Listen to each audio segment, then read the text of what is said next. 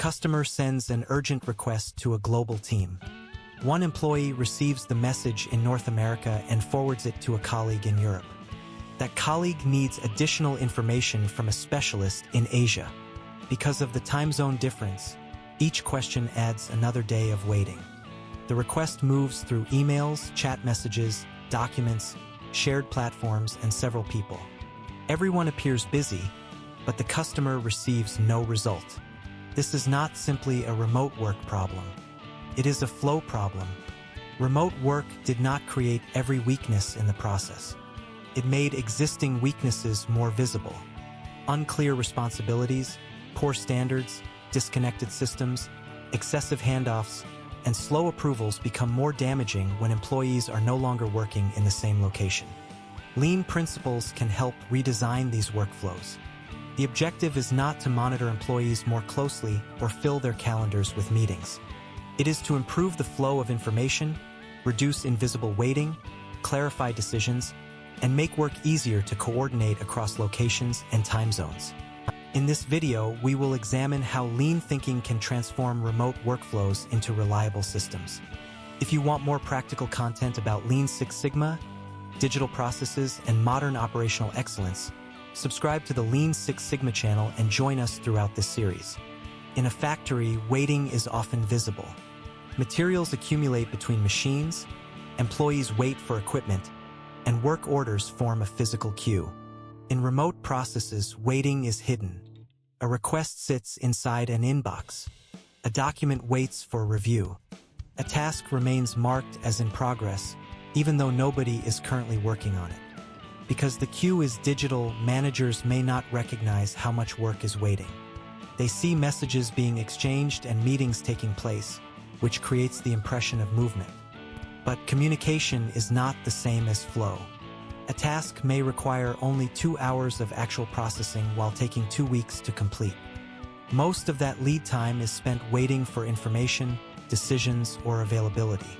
To expose these delays, teams should map both the work and the waiting. Where does a request enter the process? Who receives it? Which information is required? Where does it wait? How many times is it transferred? Measure total lead time and compare it with actual processing time. The difference often reveals a major improvement opportunity. Remote work performance should not be evaluated only by whether people appear active. It should be evaluated by how effectively value moves from request to result. A handoff occurs whenever responsibility or information moves from one person, department, or system to another. Some handoffs are necessary. A customer request may require technical, financial, and legal knowledge. However, every transfer creates the possibility of delay, misunderstanding, and lost information. Remote teams are especially vulnerable because context does not always travel with the task. One employee forwards a message, but the recipient does not know the previous discussion. A document is shared without explaining which decision is required.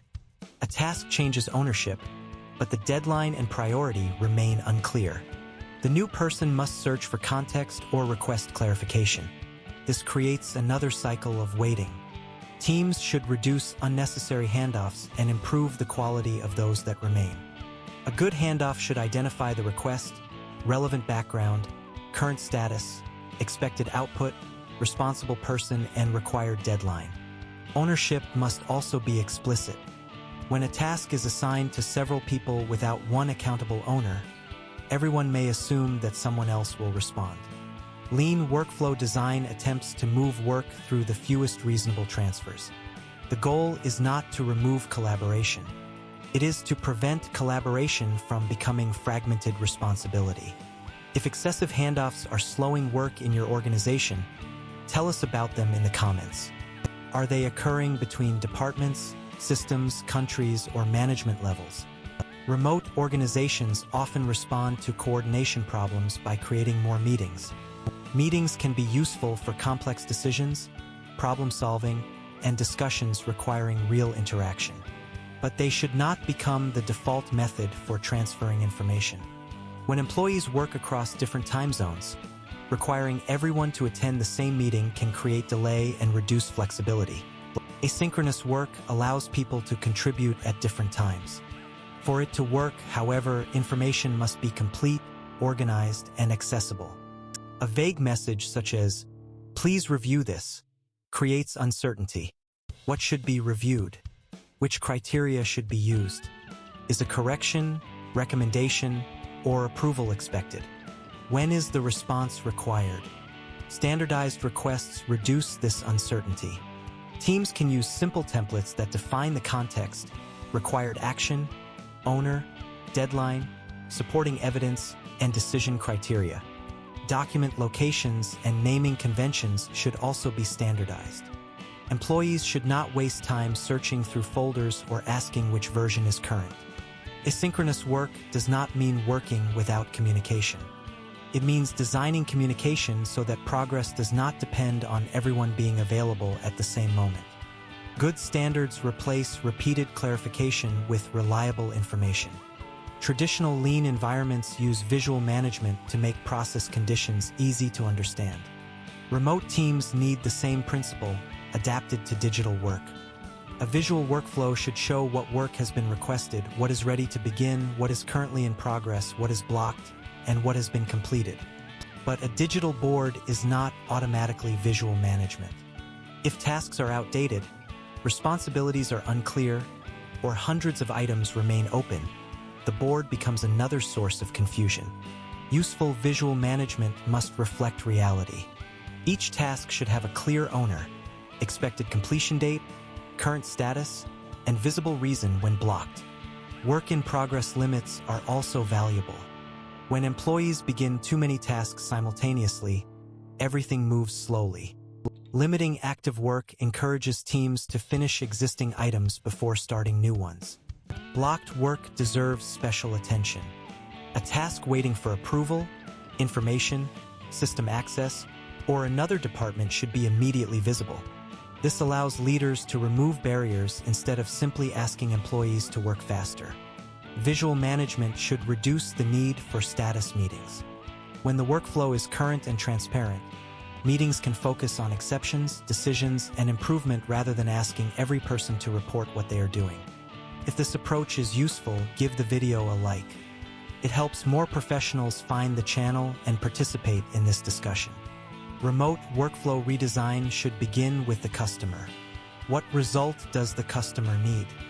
Which activities directly contribute to that result? Which steps exist only because of internal structures or historical habits? Value stream mapping can help teams examine the complete journey from request to delivery. This includes processing time, waiting time, handoffs, approvals, rework, and information systems. The analysis may reveal that one department completes its work efficiently while the customer still waits for the next department. This is local optimization. The objective is not to make each team independently busy. It is to improve end-to-end flow. Service-level expectations can clarify how quickly each stage should respond, but they must support the complete process. A department should not meet its target by transferring incomplete work to another team. Teams should also create clear escalation rules. Routine decisions should be made close to the work within defined limits. Only exceptional or high-risk situations should require additional management approval. Reducing unnecessary approvals and departmental barriers can dramatically shorten remote lead time. A better workflow does not depend on heroic employees constantly sending reminders. It creates reliable movement through clear ownership and well-designed connections. Digital platforms, automation, and artificial intelligence can improve remote workflows. They can route requests, integrate information, summarize discussions, identify delays, and warn teams when work is likely to miss a deadline. But technology should enter after the process is understood. Automating a confusing workflow may simply move unnecessary work faster. A system that sends more notifications can increase distraction. An AI assistant that creates more reports can increase overprocessing. A complex platform may require employees to duplicate information in several places. Before introducing new technology, simplify the workflow.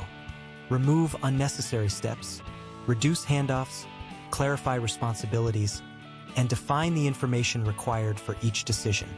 Then use technology to support the improved process. Automation should reduce repetitive work and waiting, not create additional monitoring. Artificial intelligence should highlight meaningful exceptions, not generate another layer of alerts. The success of a remote workflow depends less on the number of digital tools and more on how clearly information and responsibility move through them. Remote work is not broken simply because people are separated by distance. It breaks when work depends on informal conversations, hidden cues, unclear responsibilities, repeated clarification, and unnecessary meetings. Lean principles provide a practical response. Make waiting visible. Reduce avoidable handoffs.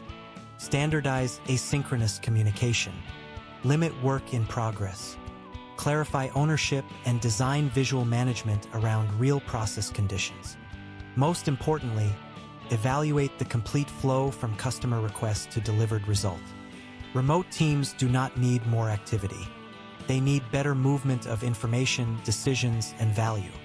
In the next video, we will examine how just-in-time can be applied to knowledge work without creating overload or forcing people to operate without necessary capacity. Before you leave, subscribe to the Lean Six Sigma channel, give this video a like, and share it with a colleague who works in a remote or global team. Then leave your answer in the comments. What creates the greatest delay in your remote workflow? Meetings, handoffs, approvals, missing information, or disconnected systems? Remote work becomes effective when distance no longer interrupts flow.